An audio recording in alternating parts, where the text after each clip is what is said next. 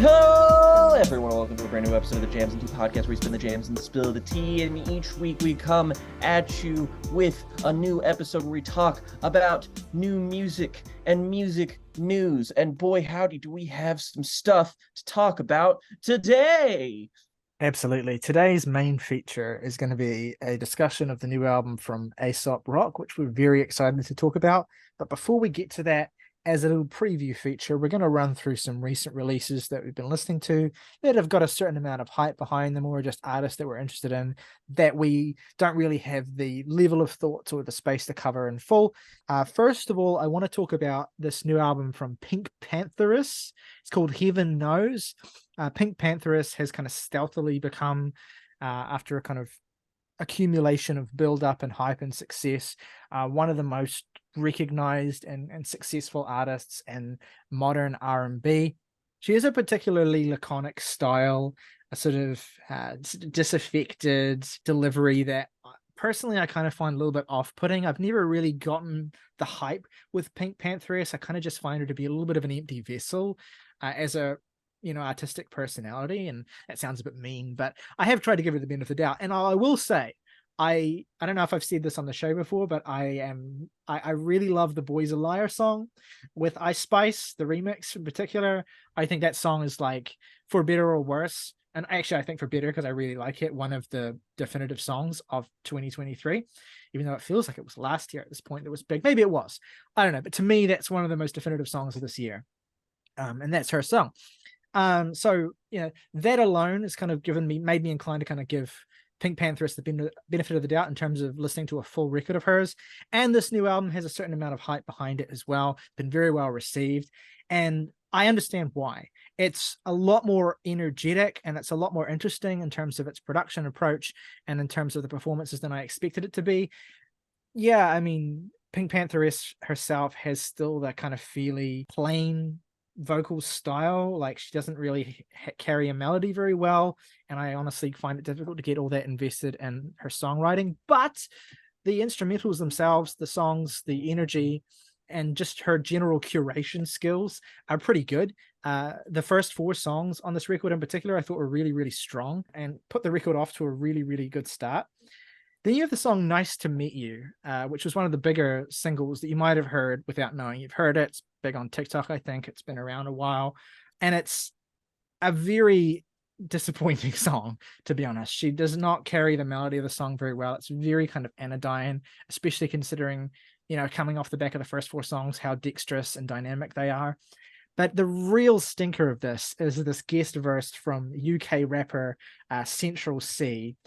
It's just absolutely atrocious. Basically, first of all, his personality is utterly unlikable. Like, it's a song in his verse, he comes in rapping about how I cheated on my girl and then she got really mad at me and now I'm like trying to get out of it and all this kind of shit. And then he has this now infamous line where he's talking about, long story short, we don't talk no more. Now she on TikTok doing story time. I might risk it for a biscuit. Put my hand in a jar and try reach for cookie. What is this man on? Bro. The risk it for a biscuit line is the one that's gotten everyone kind of making fun of him. But the one that really makes me laugh is when this, again, painfully white Londony, so a South London rapper guy is like, I'm a trap boy and she like good utes. As in Okay. As in youths. What's the thing where it's like utes? My favorite indie rock artist, Ute Lagoon. Oh no, I'm thinking of My Cousin Vinny, where he's like the Utes when he means youth. Anyway, so yeah, it's a garbage song, and I'm spending way too much time on it. But the album is solid. I thought the album was pretty good overall. Again, it starts off really strong for those first 4 songs. It ends really strong as well. Capable of Love is a great song, and she put Boys a Liar in as the bonus track, which I can't complain with. Still my favorite thing on there. So yeah, I enjoyed this record. I didn't enjoy it as much as I hoped to, and certainly not as much as everyone else seems to be. But I would still encourage people to give it a chance. Like, it's got a lot going for it production wise. Clearly she's had a good budget on this and she's put it to good use. It's just a shame that the quality, I think, of the first half of it is sort of falls off a little bit, unfortunately. Jake, what's the first album you want to talk about today?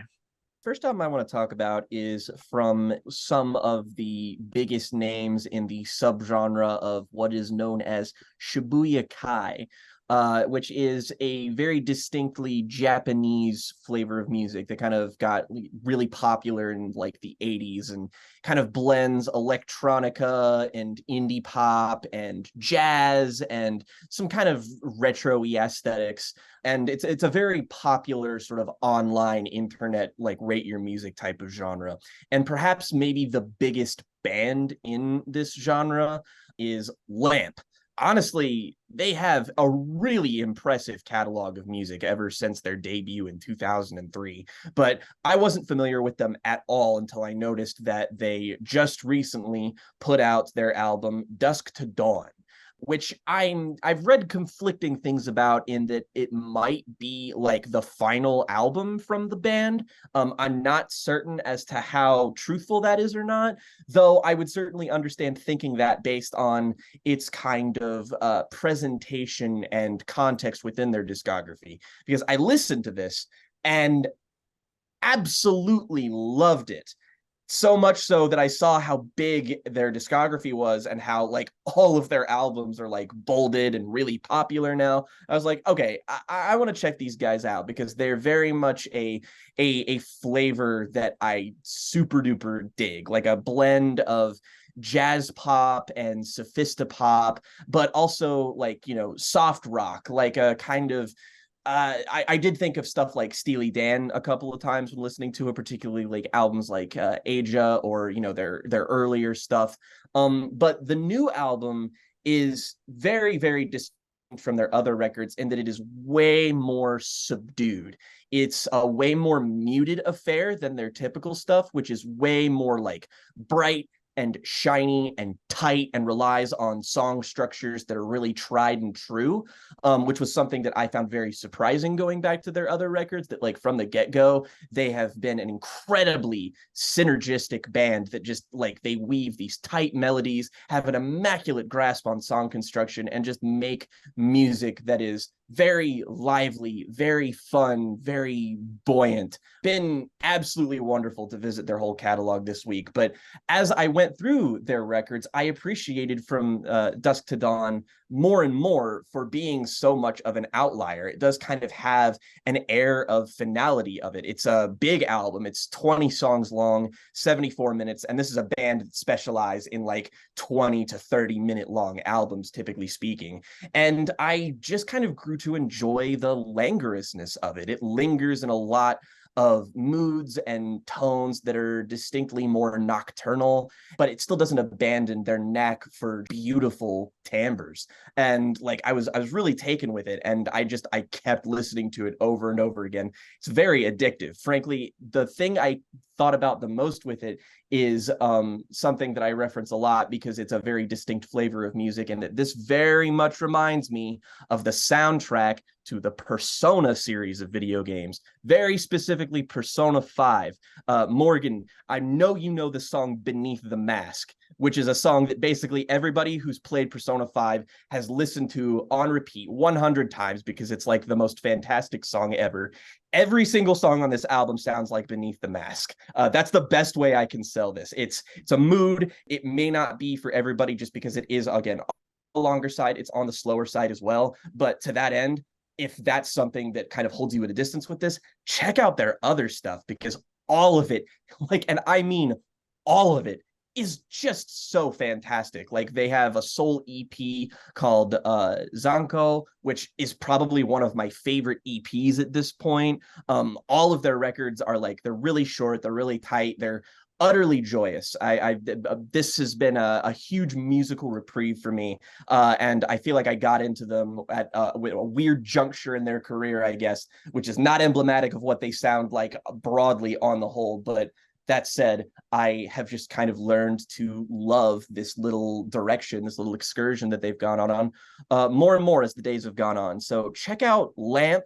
And check out Dusk to Dawn. It's a really excellent record, a highlight of the year for me, in fact. Yeah, I listened to this album as well.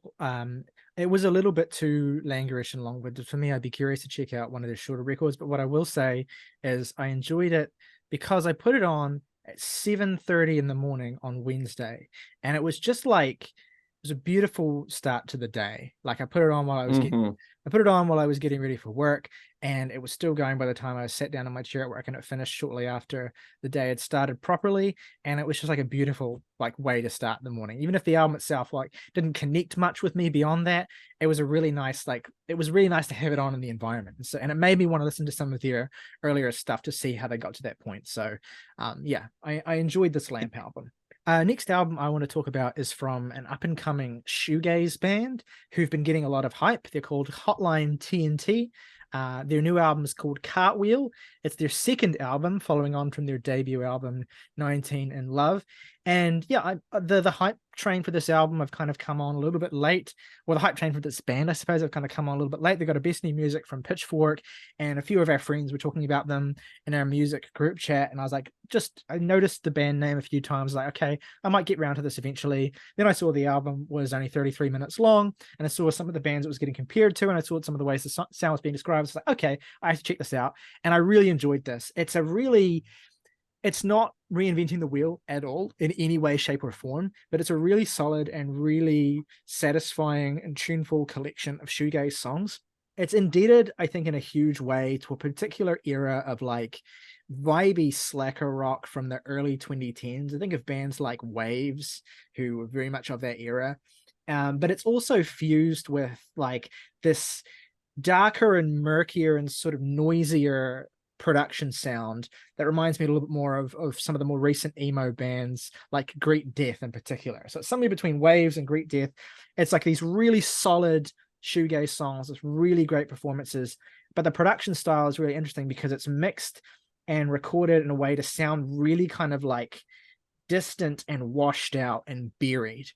And that's, maybe sounds pejorative, and certainly it's not going to appeal to everyone. Some people who really like a lot of clarity, in their shoegaze and power pop will find this disappointing. But the way that it's sort of produced to sound so distant and washed out, it really enhances these songs, I think, really kind of enhances the vibe of it. It's a really perfect sort of wallowing album, but it has some great guitar performances on it, just some great playing in general. Really enjoyed it. Again, not one of the best albums of the year by a long stretch, and not reinventing the wheel in any way. But like with the Lamp album, I kind of just judged when would be the right kind of time to put it on for me, and it really enhanced, my life for the period that it was on, and I really enjoyed it. So I would recommend it. There's a lot of people who are enjoying it a lot more than me, but I do want to say that I think it's really, really solid, and there's definitely lots of worse ways you could spend 33 minutes just to see if it is the kind of shoegaze you like. So yeah, gets a rec from me. Jake, your next album. So very strange to be talking about this at basically the exact same time I was talking about the band that these people belonged to last year, but we have a new solo album from one Mr. Kevin Abstract of Brockhampton. Brockhampton is back, except they're not. Funnily enough, though, they have had multiple members who have put out new music this month. Both Amir Vaughn and Merlin Wood released an EP together, which was woefully unremarkable, and I didn't have anything to say about it. Don McLennan put out his first post-Brockhampton single, which is very good. Some very nice, contemplative, jazzy hip-hop. Good stuff. Looking forward to seeing what he does. But the biggest thing is, of course, from its most popular member, Kevin Abstract's new album, which is called Blanket, which was curious. I knew we all kind of expected new Brockhampton member music to be on the horizon, but once the lead single for this dropped, which is the title track, on here, I was a little bit confused, honestly, because Kevin's a guy who's been making music since he was a teenager, but like his proper two solo records before this, Arizona Baby and American Boyfriend, are two albums that I actually have a lot of affinity for. Particularly American Boyfriend, I think, is a woefully underrated and really fantastic record. And those albums are still not a far cry away from the Brockhampton sound. They're a little bit more far-reaching. He can go into stuff like indie rock, shoegaze, some more alternative R&B kind of stuff, but never anything that is so divergent that it's like, it's different from his core appeal. And then this lead single drops, and it's like, oh, this is like grungy slacker rock. okay.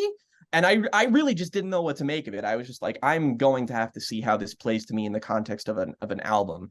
And so it drops, and it turns out that the whole album is overridingly indie rock influenced, and not the kind of modern indie rock that you might feel is a little bit more, amorphous and a bit kind of ill-defined. This is very distinctly 90s indie rock. I've seen some interviews with Kevin, and he talks about the influences of bands like Modest Mouse, of bands like Pavement, like specifically, like Built to Spill, kind of like guitar driven, fuzzy indie rock kind of stuff. On here, Kevin has even collaborated with some of his contemporary artists who are sort of younger, up and coming guys like MJ Lenderman, who we've talked about on here before, and Cara Jackson, who we've also talked about before, who features vocally on the closer here.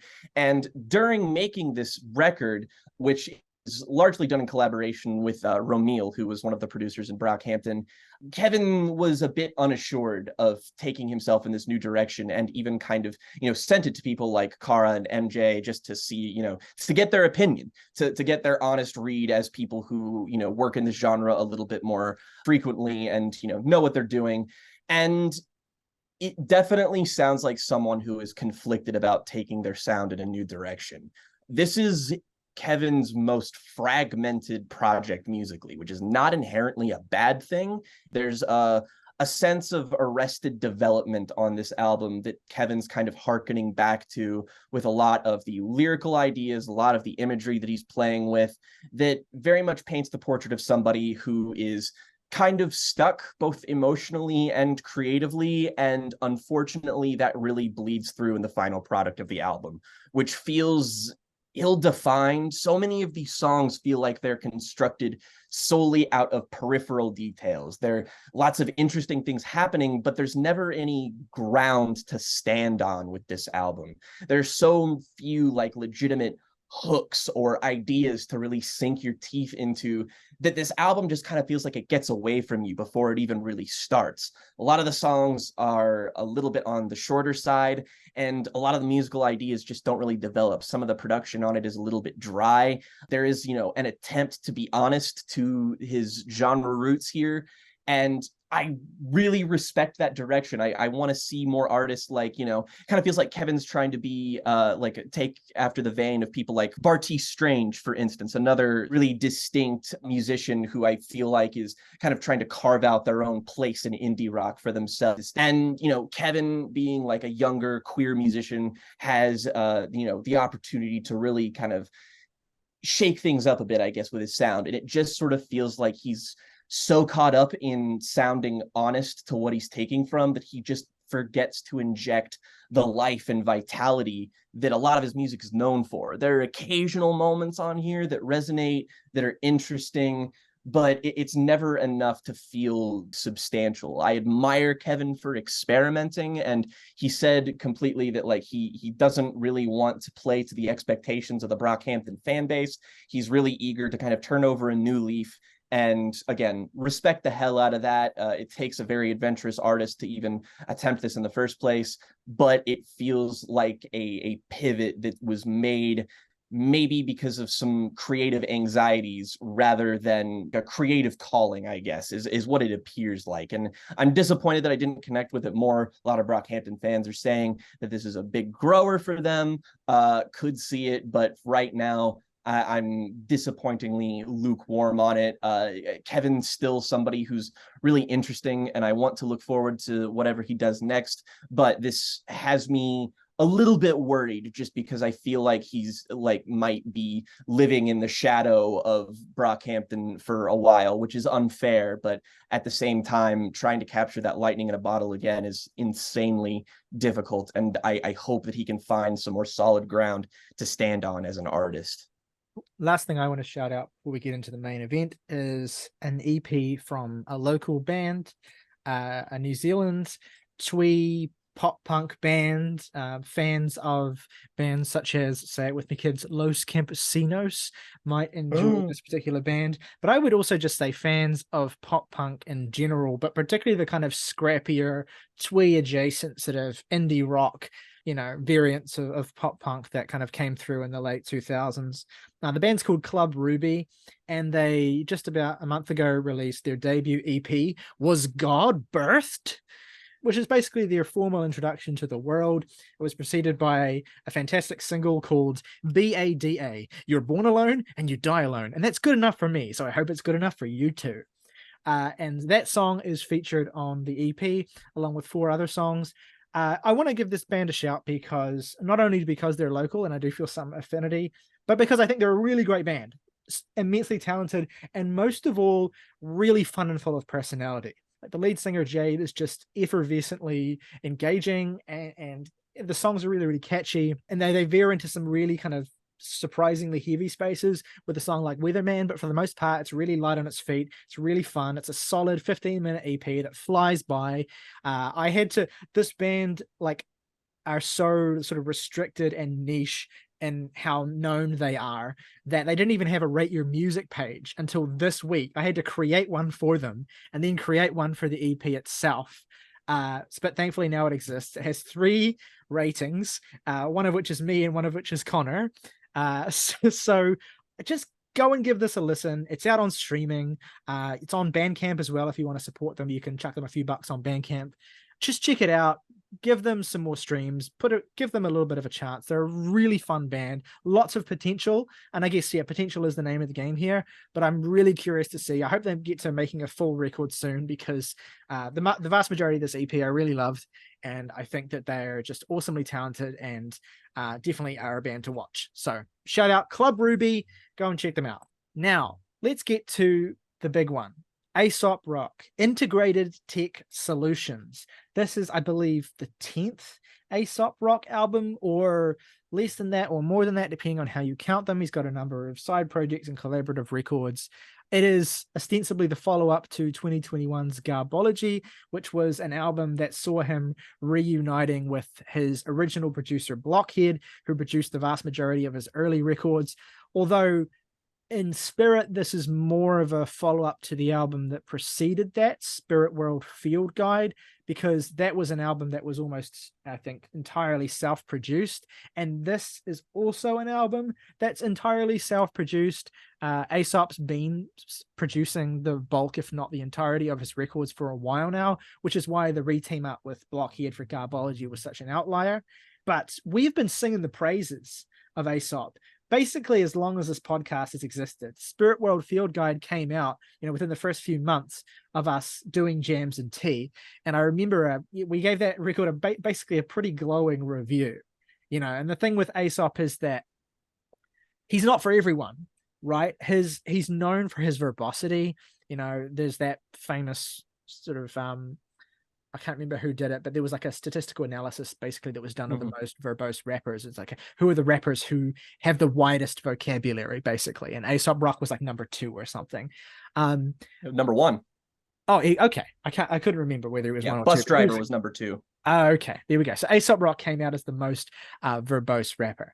And I think also to an extent that's this perception of Aesop, this like idea that he's this sort of like, master wordsmith who crafts these massively dense and elliptical and again verbose screeds, has kind of come to overshadow what an immensely multi-talented and really like accessible performer he is as well. Like, you might not be able to unpack some of the shit he's talking about on first, second, or even third listen. I've given this record a lot of listens, and there are still some songs where I'm like, I have a vague idea of what he might be talking about, but I can't always put it together. But the thing with Aesop is that that's never, if you can't put it together, if you can't quite get a handle on what he's talking about, that's not going to stop you from enjoying him. Because part of the joy of Aesop is unpacking, what his elliptical metaphors and references and, his wordplay is talking about. But also part of the joy is just hearing him perform, the energy he puts into it, and also just the sheer joy of language. that he just completely fully embodies, right? The joy of sheer expression for the sake of it. Now, that's not to say that there isn't meaning beneath what Aesop writes. I mean, he's been very vocal about how his writing is really important to him, and he's never written anything he doesn't mean. But whether you can interpret it or understand it or not, Aesop is just a joyful performer because you get so involved in his world, and he's so good at crafting a distinct place or a distinct environment that all of his albums take place in. You know, a version of his life that he has essentially built from the ground up to kind of welcome you inside and see how he sees the world and what his perspective is. You know, he's flirted with concepts for his records more and more in recent years. You know, Spirit World Field Guide being an album that was kind of heavily conceptually rooted in psychedelic experiences, essentially. But the thing with Aesop's concepts is that they're less the subject of the record itself and more the architecture around which the stories and the expressions of whatever's going on internally for Aesop are given context, basically. So this is a record that presents itself conceptually as being about, you know, the inundation of technology in the modern world, not specifically the inundation of technology, because Aesop draws a big line between types of technology and ways in which technology are used that may be adaptive versus maybe harmful. But the record is not a concept album where every song is about, you know, how we engage with technology in one way or another. There are songs that are about that, but that is the concept insofar as that's the framework through which a lot of the way that Ace has been viewing the world in the last few years is contextualized. Like the songs are very personal, and sometimes the songs are very irreverent, and the songs can be about a variety of things. And sometimes they come back to that idea of our interaction with technology quite directly, and sometimes they come back to it more obtusely, and sometimes they're entirely peripheral to that. But it provides a context that puts you in a headspace, basically, of disconnection or of struggling to engage with the world as you age. And I think that's kind of what this album is about. I mean, it makes sense as well. Aesop is 10 albums deep. He's not getting any younger. He's going to start writing more and more about how his perspective on the world shifts as he's getting older and what getting older is like for him as well. And in that sense, compared to Spirit World Field Guide, this feels like a much more grounded album. There's a lot more kind of realism in this record. A lot more of it is about the mundanity of Ace's day to day. And there are stretches of it where it almost feels like for 3 or 4 songs, you're kind of following events that are happening one after the other on some afternoon or something. So much of this is situated just in Aesop's day to day, you know, as he's kind of wrestling with his creative process, basically, and trying to figure out what, you know, creativity is to him, what it means to be an artist, what value and self-worth he gets out of the art he does, and, you know, to what extent that is where his joy and satisfaction and contentment comes from. There's a few different themes that Ace sort of bounces around across this album. And I think it does take a little bit of work to kind of approach these songs as they are, kind of understand what basic idea Ace is trying to communicate with each song, and then try and see, okay, how do these ideas fit together? And I have a somewhat of an idea of that, that's still kind of fairly loose fitting, that I'll get to.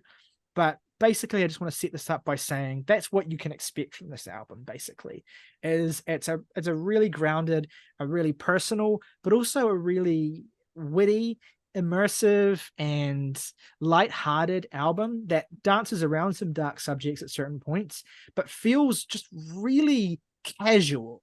You're sitting with Aesop in the park or by the banks of the river, or just as he kind of walks through the city, as he kind of goes skating, as he goes to get food, as he goes to, you know, hang out with his friends, as he goes to be in nature, as he goes to do all these sorts of things. You're just basically, you get to be his companion as he, you know, freewheelingly reflects on the world around him. There's a real kind of just intimacy to this record I haven't felt from Aesop in a while. That's my kind of overview of this record. Jake and Morgan, what are your takes on this album as since we've talked about Aesop in the past, what are the kinds of things that you enjoy about what he does, and how do you kind of feel on the overall about what this album is and what maybe he's trying to do with this record, and what you think about it? I definitely really have enjoyed the time that I've spent with it so far. It's interesting that the album does reflect on the everyday nature of Ace's life, so much so lyrically, because I think that shines through a lot in the production work here. And it's obviously a sort of abstract sense. There's not much exciting going on in the beats here, and I don't mean that as a dig, although it certainly starts to run together a little bit considering the length of the thing when the album spends a lot of its runtime at a relatively similar level of excitement, I guess. But that doesn't mean that the production work here and that the beats are any less textured and layered and really well done and engaging for the most part, as they always have been. They're just a little less vibrant to me, and they sort of speak to me a little less than stuff on Spirit World Field Guide or The Impossible Kid. And I think it's interesting with what little of the lyrics that I have been able to dive into, how that sort of ties into what the album is really about and what it's going for. Yeah, definitely. What are your overarching thoughts, Jake? It's really more of a testament to how much I love Ace's stuff that in general, and that of his last 3 major albums, I think this is probably my least favorite, and it is currently my hip-hop album of the year. This to me is Aesop Rock doing exactly what I want Aesop Rock to do, in that he takes a kind of loose framework with the idea of the integrated tech solutions, as the intro so amusingly is put, kind of framed within this kitschy technological infomercial thing. The ITS is not a cult every single time cracks me the fuck up. And then you immediately go into the first song, which is like, has this really kind of weird skronky bleepy kind of beat behind it that just sounds so strange, and like does kind of sound like it's sampled from like a bunch of like really primitive sounding kind of mundane pieces of tech.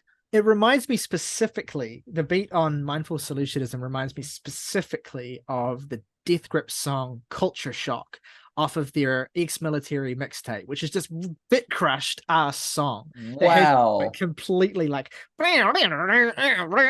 beat. I can totally hear some of the tonal similarities there. And they're both songs about like saturation, right? In terms of like the stuff that we interact with on a day-to-day basis and how it kind of fills our brains. Yeah. And that's one of the things that I appreciate the most, is that Aesop always finds a way to take whatever conceptual framework he has and integrate it with the idea of an Aesop Rock album, and never really lets one get in the way of the other, in that his albums are always really well themed and uniform within themselves, but they never kind of diverge from the past so that they, take away from the core appeal of just listening to this dude weave some really dense rhymes, but coupled with the fact that he is way more down to earth and personable. Like, the thing that I love about Aesop Rock is that in a world like hip hop is a genre that's about like image and artifice, and that's not like a bad thing or anything, but like Aesop is a breath of fresh air because he's virtually egoless.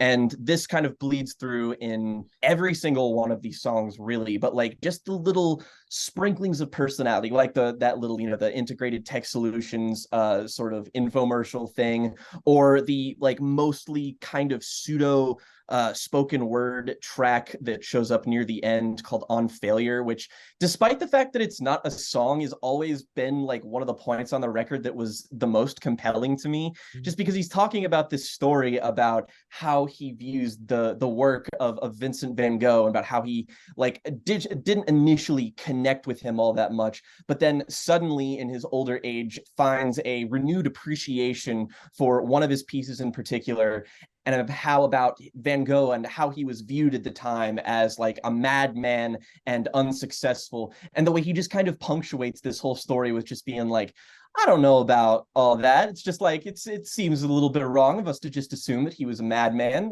Maybe he was just a little bit crazy. And he does it in a way that's like you're sitting down with like an old friend and having some like really invigorating lunch conversation with him. It sounds kind of like boring and plain, but I promise it's listening to it is the most activated my brain has felt all year, sans maybe Billy Woods, who previously held the title for my hip hop album of the year, and also shows up on this record, which is a bit new in that Aesop has a lot of features on this album, which he typically does not have. And honestly, I think all of them contribute greatly to each of these songs, but expectedly, my favorite is Billy Woods on Living Curfew, who comes and drops an absolutely fucking incendiary verse. Just no business going this hard, absolutely whatsoever. And also kind of makes me pick up on the things that I kind of appreciate about both Billy and Aesop, in that I feel like both of them are comparable in their methods of delivery, their flows, and how often scatterbrained their flows can often feel, but upon re-listen, there's a lot more tightness in their construction than what initially might seem. And that's just the thing, is that everything on here is Aesop sort of honing his skills, being a great wordsmith, but also in a turn that I feel like has taken a much more accentuated push ever since The Impossible Kid, is that it really feels like Aesop in these later years of his career is really honing his work as a storyteller, as a cultivator of narratives, which on here multiple times, like on The Impossible Kid, which is still probably my favorite of his, he sort of goes back and recalls like things like childhood memories. A very, very amusing story about meeting Mr. T begins with this very like bizarrely relatable exchange that he has of just like being a child and realizing that Mr. T is a real person, even though he's grown up with him, watching him on the A Team, and how it's just like recognizing that is just like a moment of strange sort of profundity for him as a child. And the detail that he goes into with these stuff is so funny, is so relatable, is so often acerbic, but still like fundamentally kind of human. And I get a real kick out of all of it. There are moments on here where, there will be a bizarrely cutting line delivered from the voice and perspective of a beaver. There are moments where he talks about an absurd story that leads to the delivery of one of the funniest lines of the year in the form of, "Who the fuck is fucking Steven?" Which absolutely fucking sends me every single time I hear it. And it feels like that in these methods of delivery, he's taking great lengths to sort of blend how accessible his sound is at this point, because one notable thing about The Impossible Kid and Spirit World Field Guide is that those are albums where the beats feel very distinctly synth driven and very artificial. They're very electronically driven records, and I like that about both of those records like a lot. It's a really interesting facet for him to sort of unearth, because he comes from a more rootsy, scrappier kind of place in hip hop. So it's really divergent, but still really cool. Here, on the other hand, he kind of blends that affinity with some more muted kind of boom bap beats. And I really like this just because it makes this grounded attempt conceptually feel like it's felt in the sound a little bit more, and also differentiates it from the last two albums in ways that I think are pretty essential. Basically, every single track on here for me is a total winner.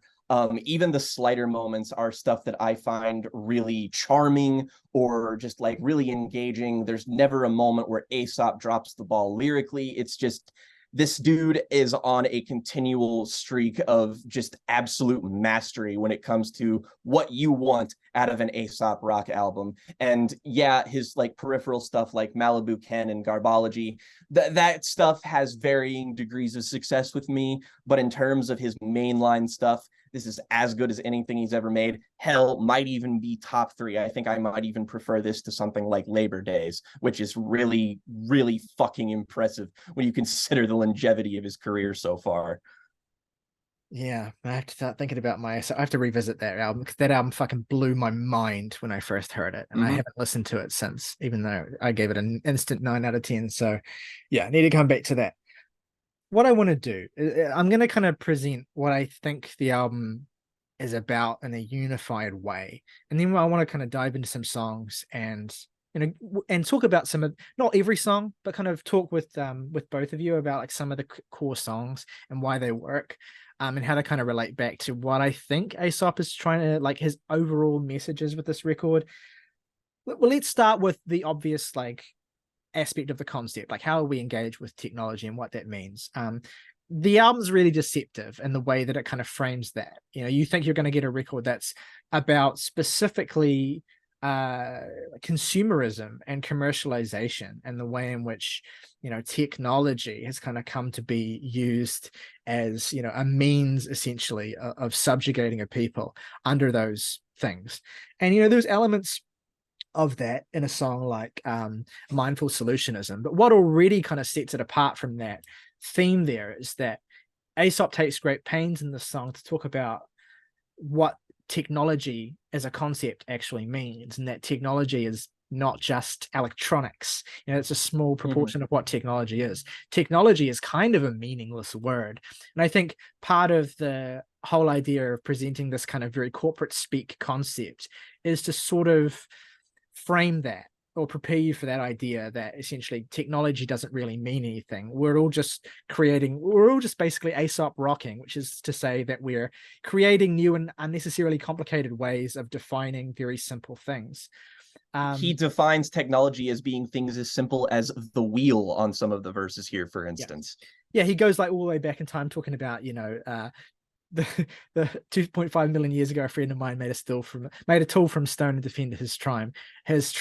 And so technology is initially contextualized in terms of like this stuff that's functional for basic survival, and then he kind of gives you this historical whirlwind, essentially, of how human creation and what that has come to mean throughout various ages of human history. So that song, essentially, I think, sort of detaches you from this very simple conceptual idea of what technology refers to, and basically disintegrates that initial impression. It's a really, really ridiculously whirlwind song. It's like a classic Ace song, going through history and coming up with very funny one-liners and ways of contrasting these different types of technology. You could get a robot limb for your blown off limb. Later on, the same technology, you could automate your gig, as awesome as it is. Wait, it gets awful. You could split an atom willy-nilly. If it's energy that can be used for killing, then it will be.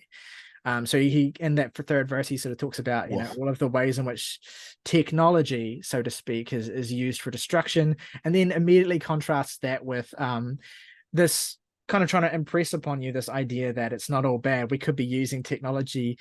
We use technology for 3D printed body parts and dehydrated onion dip, and buying a jet ski from a cell phone on a jumbo jet. There's a sense with this album of Aesop kind of addressing some potentially heavy topics that will be approached in a really heavy-handed and tacky way by a less nuanced writer, and then basically trying to sprinkle irreverence over them and show a lighter side, essentially, to what is generally seen as a pretty doom and gloom thing, basically. So on one hand, Aesop is presenting this idea of how does technology affect how we engage with the world, for better or worse, basically. How does it affect how we interface with the world directly? How does it affect how the changes that we make to the world in terms of our impact as a race, and how does it as a medium serve as a way for us to interface with the world around us, basically? And that, I think, is an interesting idea, is one idea. But I think more broadly, the idea that this album is about is, how does being an artist affect how you engage with the world?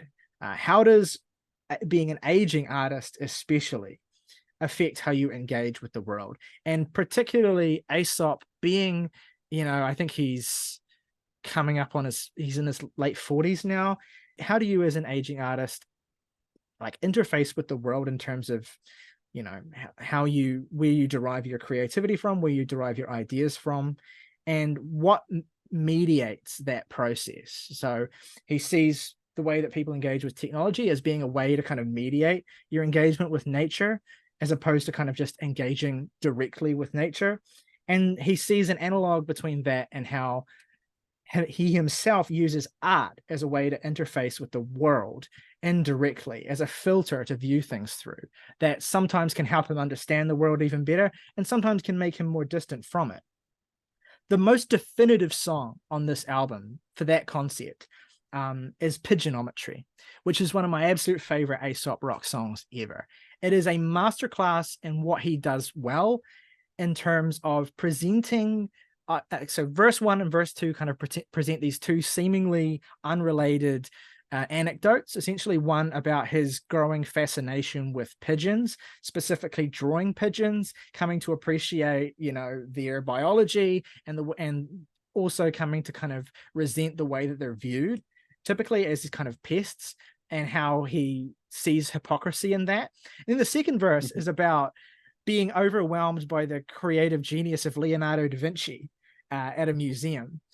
And then you're like, there's these two seemingly unrelated anecdotes, maybe related in the sense that it's Aesop kind of taken with the complexity of something that's so easily taken for granted, pigeons and Da Vinci.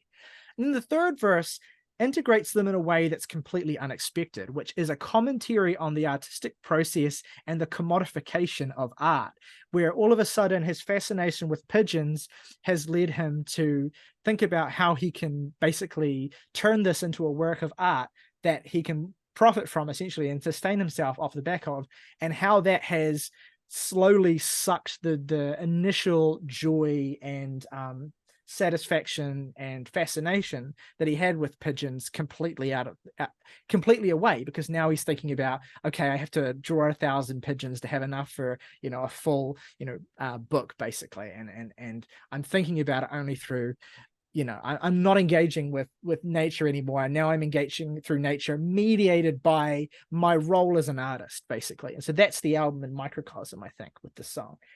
And that's when I put it all like that, it sounds all very heady and conceptual, but it's just a really funny and engaging song that is very frank about how straight up blown away he is by these very sort of simple things. Like when he talks about looking at all of the sketches of the things that Da Vinci invented and being like, it's pretty overwhelming, contraption after contraption that had us wholly helling, which is a really funny. When he talks about like looking at all of his sketches and being like, homie, who is this man? just really got someone please tell me who this man is. And similarly, here's that line about pigeons where he's like, he points out the hypocrisy of the way that people view them as pests, but view like the white dove as a symbol of peace, even though a dove is a pigeon. And he talks about that's racist. Yeah, he does talk about pigeon racism, basically. And I love that. It's a way that he makes his world so much more down to earth and his interiority so much more like relatable, even as he's kind of presenting some more complicated ideas about art and the way that we engage with the world. So I think Pigeonometry is a masterclass in songwriting, and it's just a fantastic piece of work. Then there's songs about how Aesop engages with the world that are even more ephemeral. There's songs on this record that seem to me to be simply about having a moment where you're suddenly like out in the world and you kind of suddenly become in tune with everything, with just the way that things are, and kind of taken by your awareness suddenly, an awareness you don't typically have because your engagement with the world is usually filtered either through being an artist or technology or whatever it is. The best song one of the biggest songs on the record for this is Living Curfew, the song with Billy Woods, which is basically, you listen to it the first time and it's, a dazzling, display of wordsmithery that's just, massively poetic and just totally intangible at first. But really all it is a song about how dope nature is, basically. Just how much beauty there is just in the mundane world if you kind of stop and pay attention to it. Billy Woods' verse is specifically about like the night, basically. That's all the verse is about. It's just about the night. Billy is out in the night and this is what he sees and this is how he responds to it and this is how he feels. And so while Aesop is reminiscing about childhood curfews and about all these little aspects of when he was younger, these tiny little fragments of things he remembers and is nostalgic for, and just kind of tripping out in the neighborhood, basically. then Billy Woods comes in with this sort of very typically morose and quite dark, no pun intended, like view of the eerie sort of underbelly of the city that comes out once the sun has gone down. You know, he multiple references to sort of teeth and just like lights in the darkness and madness and rats and all this kind of shit. And it's a beautiful counterpoint to Billy's sort of wistful nostalgia, is the sort of Billy's sort of gritty, you know, verite take on you know, the disgusting realities of humanity that come to the surface when, you know, the beautiful light of day is kind of gone. So I love that. I love how totally basic the concept for the song is, and yet how like just fucking laden with specificity and detail from both Aesop's and Billy's lives that it's filled with to give it a sense of personality.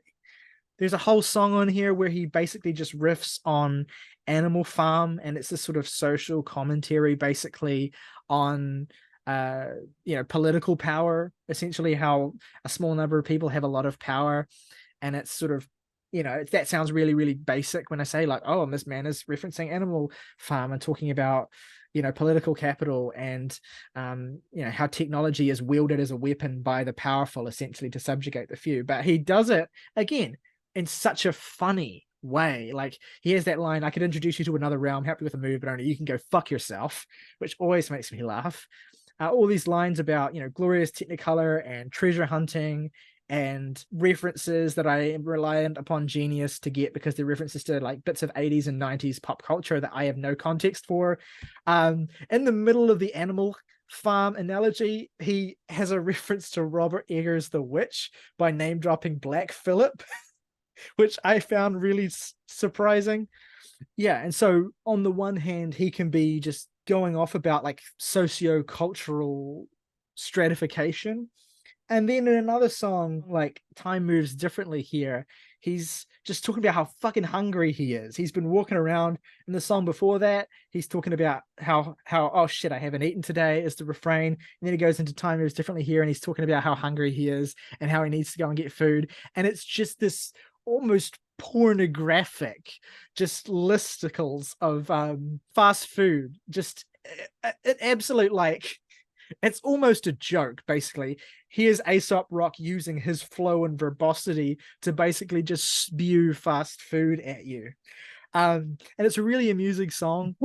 The one reason that I found it most amusing is that he has a line in here that's almost directly taken, of course not taken from, but that almost directly lines up with a particular comment that was made in our fast food tier list video from last year when we were talking about Subway.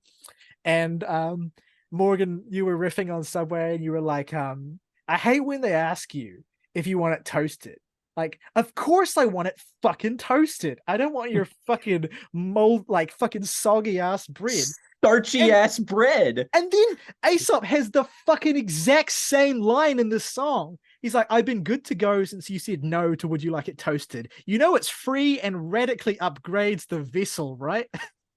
Which is just another way of saying what you said in that video. And I was like, that was a moment of like, oh shit, where I could like pretend that he had seen in a video as opposed to just the real reality, which is that Subway is obviously better toasted and everyone feels this way, unless you're fucking crazy. So there's just one moment in the song where he's just like, he just goes on a sprawl, like double, triple Texas Angus Steakinator, waffle sticks, crispy ranch, activated maple egg roll, taco twists, panko crusted flaming gator, honey mungo lava ribs. It's just ridiculous. So it's essentially a song about saturation, basically, how we're essentially saturated with food options. Basically, we're saturated with ways that with things that we can go and eat, with things that we can buy, and it's just another way that, you know, the world is overwhelming. And you know, it's a sly comment on modernity and on the sort of commercialization of food, the most basic resource. But it never reads or scans as a commentary. It just scans as a song that's about Aesop being really fucking hungry and not knowing which fast food he wants. But it's stealthily a song about, how the massive commercialization of fast food has led to this kind of overwhelming, capitalist hellscape where you have like 60 different options, and they're all essentially just variations on the same basic idea. So that's, I think, secretly quite a smart song that presents itself as a really silly one. And you contrast that with another of my favorite songs on the record, I think the most beautiful song on the album, By the River, which has this gorgeous jazz rap instrumental with this fantastic trumpet part that sounds amazing. And it's like, again, it's one of those moments where Aesop's so verbose and so fast moving that when he isn't, like even for a moment, it stands out. And the way he just kind of brings the song back to square one with the I like rivers refrain is so beautiful, right? Because the thing about an Aesop Rock song is the idea of an Aesop Rock song is it's 500 words to say what most people would say in 3. And like the great thing about this song is that he's directly like drawing attention to that. I like rivers is what the song is, but just saying that is, that is nothing, right?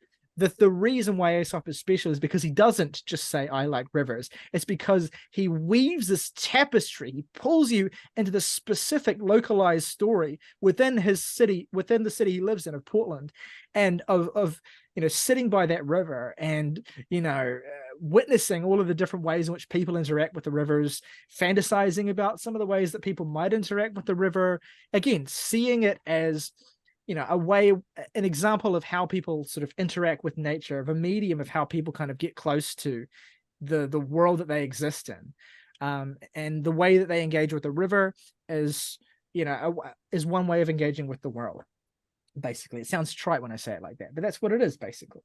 And he has that line, my favorite line on the album, where he talks about having this sheer weird moment of connection with a beaver, where he's like, I seen a beaver chilling by the bank of the Willamette. We gazed upon each other, undeniably enchanted. A wave of telepathic information through the filter. It said, when I go to heaven, I want you to have the river. It's a beautiful moment. That's just completely just within this wider tapestry of lyrics about all the myriad different ways in which Aesop likes rivers, basically. And I love that stuff.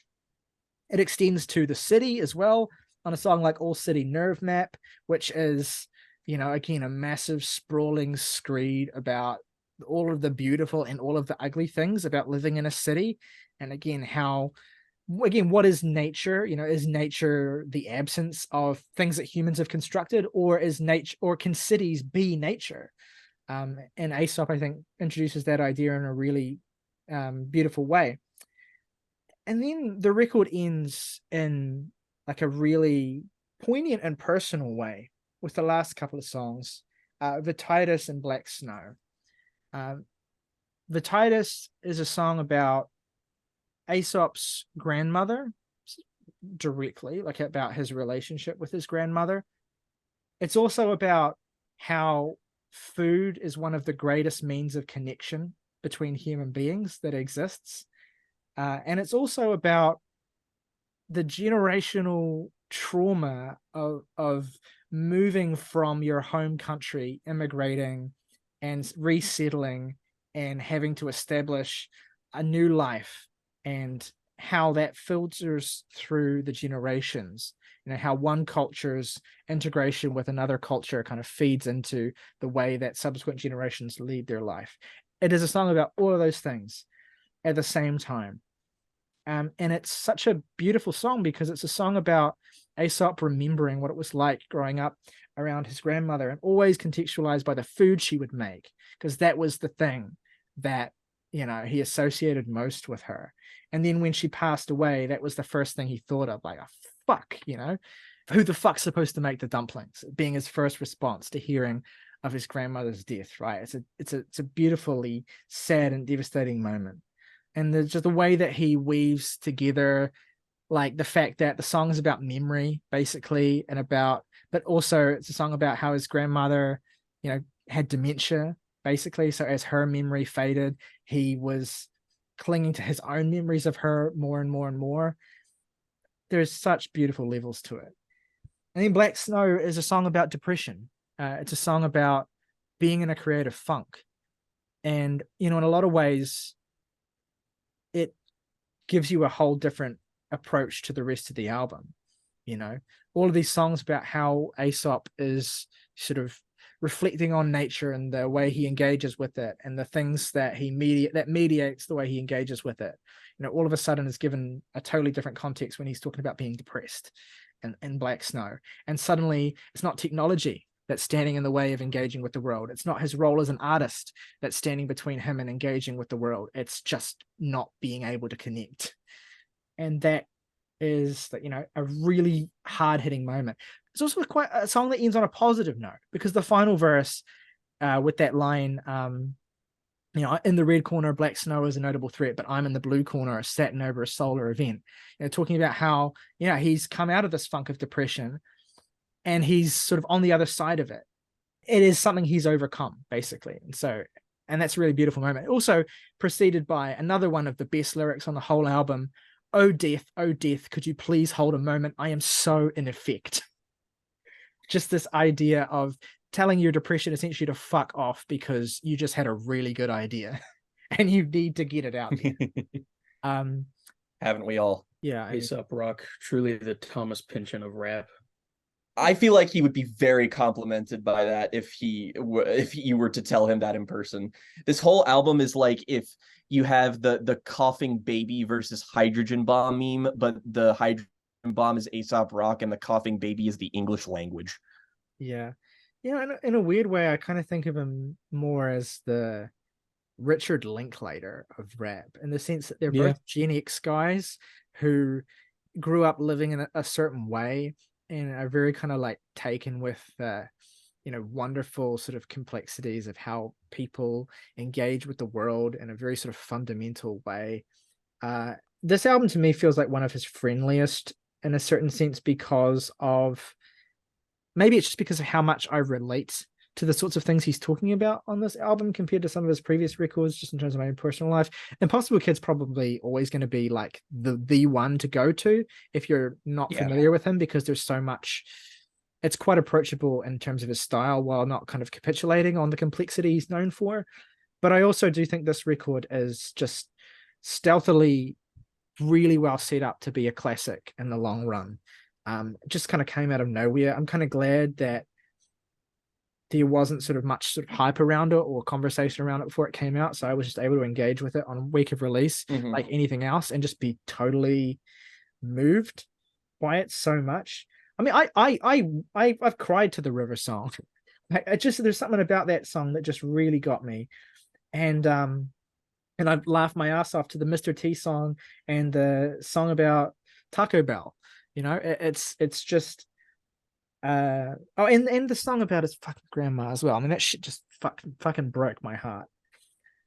That's the most emotionally involved I felt in an Aesop song since maybe like Blood Sandwich on the Impossible Kid, which is also a story where Aesop kind of mines his family and like generational stuff. Like he really is kind of a complete package guy. Like when you come to one of his albums, I feel like you'll get the emotionally effective moments, the funny moments, that like you get the whole spectrum through a really relatable kind of chill but still weirdly high concept lens. There's just Aesop, one of the reasons he's my favorite artist is because it's like he brute forces his way to greatness by just being fundamentally excellent at everything. Like he's just a fantastic all-rounder. There's not one thing that I think he's kind of like, oh, this could be better. Like, no, he's really just a complete package guy. He's certainly an acquired taste, but I mean, there's a reason why I feel like he's got the massive cult following that he's accrued over the years.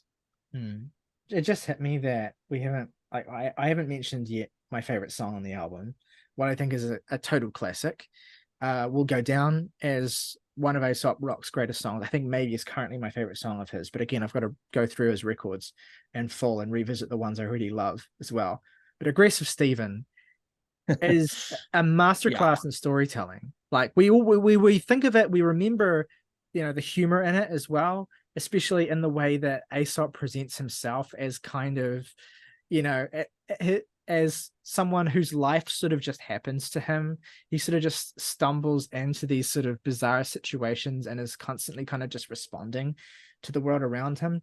But there's something really funny about the way that about his bafflement and the way that he responds to the situation where, he arrives back into his apartment and finds that it's been broken into and trashed, essentially. And he's there with a friend, essentially, and he's kind of just sort of frozen. And there's the guy who's broken into his apartment, this so-called Stephen, who's just kind of standing there pantsless. And he's just kind of dumbstruck by it all. And his friend's just like, hey, you need to get down right now. Get the fuck down and get out. The way the story continues, it's what starts off as, okay, someone's broken into his house and it's a tweaker who's half naked, basically, and not responsive. And the way that it's this comedy of errors at first, he goes down to reception, essentially, tries to find out what happens, finds out that the people in the reception of his apartment building are familiar with this guy, leading, of course, to that hilarious moment of, oh, the fuck is fucking Steven, that everyone remembers when they listen to the song. And just the way that it all unfolds as, oh, this is actually a person who has a lot of history in the building, and everyone knows about him except for Aesop, and the police get involved, and it becomes this, in a very elegant way, I would say, it becomes this sort of commentary on society's forgotten, basically, how ill-equipped police and cities and general metropolitan infrastructure is to deal with people who need a lot more help than the world is ready to give them, basically. There's an on the nose moment where the cop's like, do you want to be the victim to Aesop? And it takes him a moment to realize that what's happening, that a narrative is being created, essentially, and he has an opportunity to have a role in creating that narrative and deciding what happens to this person, and the way that he kind of just backs out of it. And there's a beautiful moment at the end of the song where he just sees Stephen eating lunch. That's the note that the song ends on. And it's like life continues, and Stephen is able to, Stephen could have gone to jail, essentially. Aesop had the power to get that man put in prison, basically. And he didn't. He chose not to. And so Stephen's able to go on living his life, and Aesop's able to go on living his life, checking that his cat's okay. And it's this little mundane moment at the end of the story that's got so much weight because of how mundane it is, when the story could have gone in a much darker and heavier direction. And the fact that it didn't is like the point. The point is, we often have a lot of power in our lives over people like Stephen, and we're not necessarily aware of that. So yeah, it's an irreverent, really, really funny story about a meth head trashing his apartment and getting naked. But it's also the song about the fundamental brokenness of American systems, essentially. And I love programs exist, but none of them work. That's the bleakest shit I ever heard. Yeah, it's charge him with the crime, we'll feed him back to the earth. Yeah, and I love, again, this is the beauty of it. It's able to be both of those things. And the darkness of that final verse in that context doesn't feel jarring. It doesn't feel like it kind of disrupts the tone of the story, and it doesn't even disrupt the humor of the story, because there's still amusing wit in that final verse, despite how dark it gets. And the fact that Aesop is able to balance that, it's a perfect grace note on what is already one of his greatest story songs. And I love the way that story songs in particular are deployed on this album, because there's not too many of them, but every time you become aware that Ace is telling a continuous story on one of his songs, it's just like it locks you back into things after being kind of swirling around, in the kaleidoscopic world of his head. And it's just beautiful album construction, when those moments come along.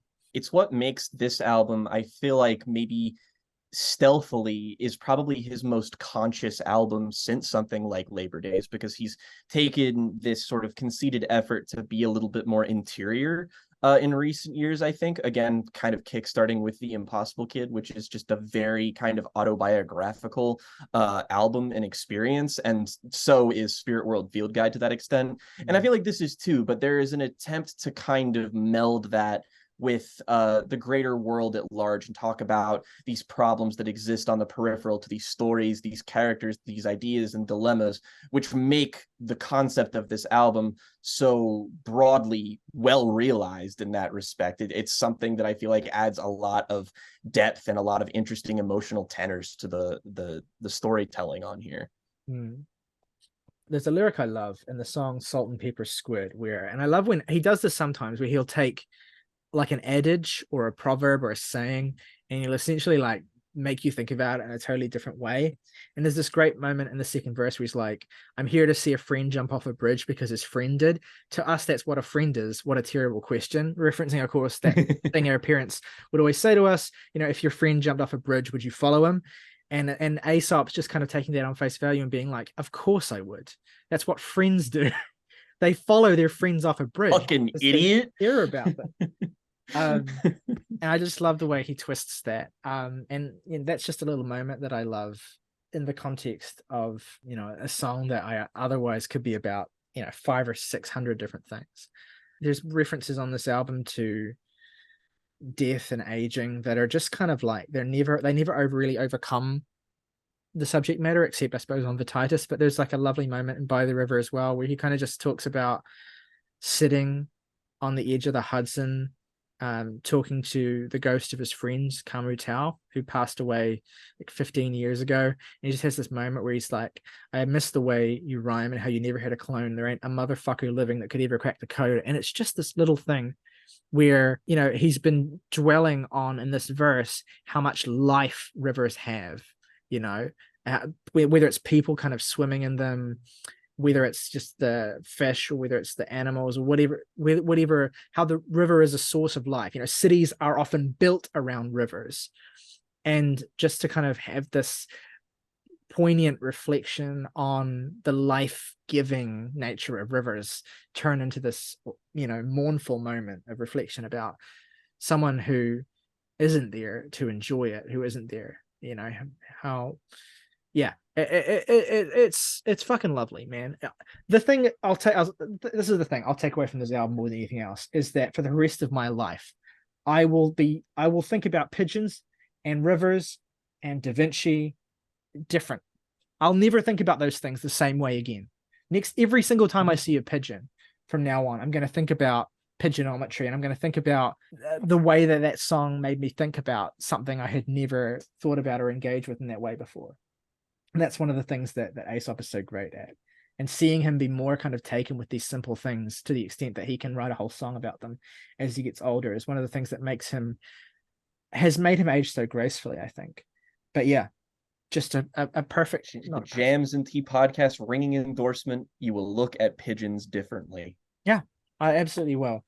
I love that we do this because it gives me an excuse to really make the time to engage with Aesop Rock albums, or albums by artists like Aesop Rock, who kind of, demand that level of depth that you just, in your normal life, unless you have the time or unless you have the willpower, you just typically won't give something like this because it does demand too much. But this week, it's not only been nice to have a reason to do it because I'm going to get to talk about it, but also to think, shit, I'm doing this because I'm enjoying it. I'm not even doing it just because of the show. I'm doing it because I want to. Yeah, great album. All right, let us know what you think of the new album from Aesop Rock, Integrated Tech Solutions, or any of the other albums we discussed in our first segment. Let us know your thoughts in the comments below. I want to hear your takes. Want to hear what you think the album's about, what songs you like the most, what resonates with you. What Aesop Rock records you like the most, which one is your favorite. Let us know in the comments below.